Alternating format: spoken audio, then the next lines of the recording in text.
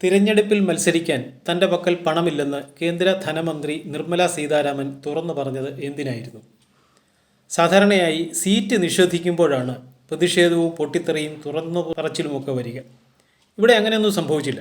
അവർക്ക് BJP ദക്ഷിണേന്ത്യയിൽ seat offer ചെയ്തു. 10 ദിവസത്തെ ആലോചന കഴിഞ്ഞ് Nirmala Sitharaman party president JP നദ്ദയെ കണ്ട് കാര്യം പറഞ്ഞു.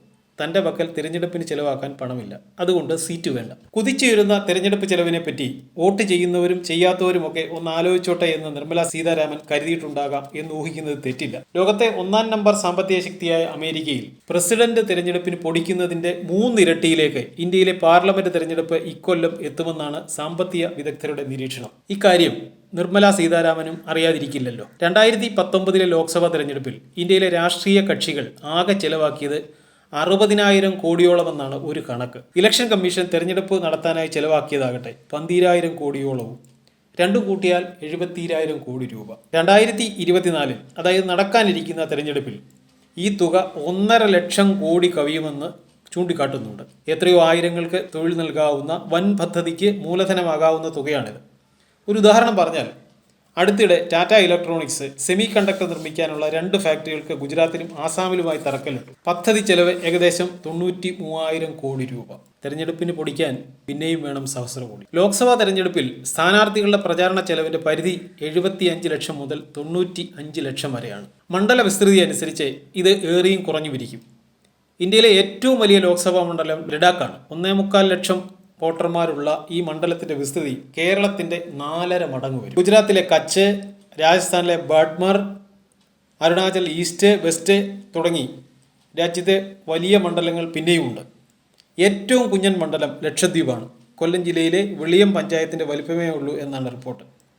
അതെന്തായാലും മണ്ഡലത്തിന്റെ വലിപ്പച്ചെറുപ്പത്തേക്കാൾ പാർട്ടിയുടെയും സ്ഥാനാർത്ഥിയുടെയും ആസ്തിയാണ് പ്രചാരണത്തിന് കൊഴുപ്പേകുന്നത്. അതുകൊണ്ട് തന്നെ 95 ലക്ഷം രൂപ കൊണ്ട് പ്രചരണം എങ്ങും എത്തില്ലെന്ന് എല്ലാവർക്കും അറിയാം. 2019 ലോക്സഭാ തെരഞ്ഞെടുപ്പിൽ BJP ആകെ ചെലവാക്കിയത് 27,000 കോടി രൂപയെന്നാണ് ഒരു റിപ്പോർട്ട്. അങ്ങനെയെങ്കിൽ സീറ്റ് ഒന്നിന് അവർ 49 കോടി രൂപ ചെലവാക്കിയിട്ടുണ്ട്. കോൺഗ്രസ് 7,000 കോടി മുതൽ 12,000 കോടി വരെ ചെലവാക്കിയെന്നാണ് മറ്റൊരു കണക്ക്. അത് അടിസ്ഥാനമാക്കിയാൽ മണ്ഡലം ഒന്നിന് പൊടിച്ചത് 22 കോടി വരെ. ഈ പറഞ്ഞതൊക്കെ വിശ്വസിക്കാവുന്നതല്ല, ഊഹാപോഹമാണെന്ന് പറഞ്ഞ് നിങ്ങൾക്ക് തള്ളാനാകും. എന്നാൽ വിശ്വസിക്കാവുന്ന മറ്റൊന്നുണ്ട്. കഴിഞ്ഞ വർഷത്തെ കണക്കനുസരിച്ച് ലോക്സഭയിലെയും രാജ്യസഭയിലെയും കോടീശ്വരന്മാരുടെ എണ്ണം 700-ൽ ഏറെയാണ്. ഇലക്ഷൻ കമ്മീഷന് അവർ എഴുതി നൽകിയ സത്യവാങ്മൂല പ്രകാരമാണ് അവരുടെ ആസ്തി നിർണയിച്ചിട്ടുള്ളത്. ആ കണക്ക് നോക്കുമ്പോൾ 29,251 കോടി രൂപയുടെ ആസ്തി ഇവർക്കുണ്ട്.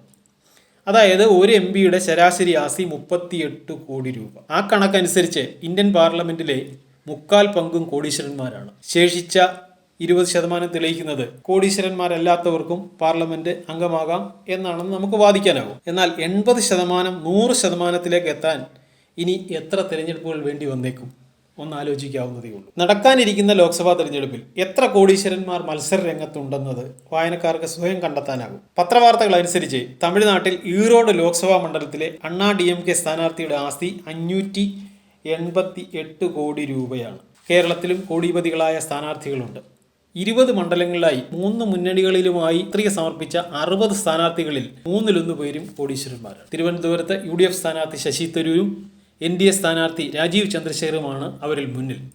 തരൂരിന്റെ വാർഷിക വരുമാനം 43 കോടി രൂപയാണെങ്കിൽ നിക്ഷേപം 49 കോടിയുടേത്. രാജീവ് ചന്ദ്രശേഖർ 5.5 കോടിയുടെ വാർഷിക വരുമാനം കാണിക്കുമ്പോൾ 14 കോടി ആസ്തിയും 118 കോടി നിക്ഷേപമുണ്ടെന്ന് സ്വത്തുവിവര പ്രഖ്യാപനം നടത്തുന്നു. മറ്റ് മണ്ഡലങ്ങളിലായി മത്സരിക്കുന്നവരിൽ Adoor Prakash, G Krishnakumar, M Mukesh, NK Premachandran, Thushar Vellappally, Francis George, Thomas Chazhikadan, Sangeetha Viswanathan, Dean Kuriakose, doctor KS Radhakrishnan, C Raveendranath, Suresh Gopi, K Muraleedharan, Niveditha Subramanian, KS Hamsa, Samadani, Abdul Salam, Rahul Gandhi, K Sudhakaran, NV Balakrishnan, Rajmohan Unnithan എന്നിവരും കോടീശ്വരന്മാരാണ്. എന്നാൽ ആസ്തി വിവരം വെളിപ്പെടുത്തിയവരുടെ കൂട്ടത്തിൽ വിസ്മയിപ്പിച്ചത് പത്തനംതിട്ടയിലെ LDF സ്ഥാനാർത്ഥിയായ മുൻ ധനമന്ത്രി തോമസ് ഐസക്കാണ്. 9.6 ലക്ഷം രൂപ മൂല്യമുള്ള 20,000 പുസ്തകങ്ങളാണ് തൻ്റെ ആസ്തി എന്ന് അദ്ദേഹം പറയുന്നു. അതായത് 20,000 പുസ്തകങ്ങൾക്ക് 9.6 ലക്ഷം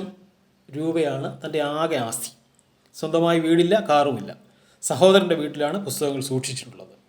വാർഷിക വരുമാനം അദ്ദേഹം കാണിച്ചിട്ടുള്ളത് 4.8 ലക്ഷം രൂപ, നിക്ഷേപം 3.6 ലക്ഷം രൂപ, സ്വർണമോ വായ്പയോ ബാധ്യതകളോ ഇല്ല, ആകെ ഉള്ളത് 7 കേസാണ്. പണമില്ലെന്ന് നിർമ്മലാ സീതാരാമൻ പറയുന്നത് 2 ആഴ്ച മുമ്പ് പുറത്തു വന്ന ഗ്ലോബൽ റിച്ച് ലിസ്റ്റ് കൂടി ഇന്ത്യയിലെ പൊതുതെരഞ്ഞെടുപ്പിന്റെ പശ്ചാത്തലത്തിൽ നമുക്കൊന്ന് വായിക്കാം. ലോകത്തെ ഏറ്റവും കൂടുതൽ സഹസ്ര കോടീശ്വരന്മാരുള്ള 3ാമത്തെ രാജ്യമാണ് ഇന്ത്യ. 271 സഹസ്ര കോടീശ്വരന്മാർ ഇവിടെയുണ്ട്. ഏറ്റവും കൂടുതൽ സഹസ്ര കോടീശ്വരന്മാരുമായി ചൈനയാണ് മുന്നിൽ, 814 പേർ. 800 സഹസ്ര കോടീശ്വരന്മാരുള്ള അമേരിക്കയാണ് 2ാം സ്ഥാനത്ത്. ഇനി ഏറ്റവും കൂടുതൽ സഹസ്ര കോടീശ്വരന്മാർ താമസിക്കുന്ന ലോകത്തെ നഗരങ്ങൾ എടുത്താൽ മുംബൈ 3ാമതുണ്ട്. 92 സഹസ്ര കോടീശ്വരന്മാരുണ്ട് ഇവിടെ. ഒരാൾ കോടീശ്വരനായിരിക്കുന്നത് അസൂയയോടെയോ വിദ്വേഷത്തോടെയോ കാണേണ്ട കാര്യമല്ല. എന്നാൽ കാണേണ്ടത് ജനാധിപത്യ സംവിധാനത്തിൽ ഒരു തെരഞ്ഞെടുപ്പിൽ മത്സരിക്കണമെങ്കിൽ കോടികളുടെ കിലുക്കം അവശ്യ ഘടകമായി വരുന്നു എന്നതാണ്. 1/3 സീറ്റ് സ്ത്രീകൾക്കായി സംവരണം ചെയ്യാൻ ഒരുങ്ങുമ്പോഴും ഈ യാഥാർത്ഥ്യം തുടരുക തന്നെ ചെയ്യും. കോടീശ്വരന്മാരുടെ പാർലമെന്റ് എന്നത് ഒരു സാധാരണ നിരീക്ഷണമല്ല, സത്യസന്ധമായ ഒരു വിലയിരുത്തലായി മാറിക്കൊണ്ടിരിക്കും.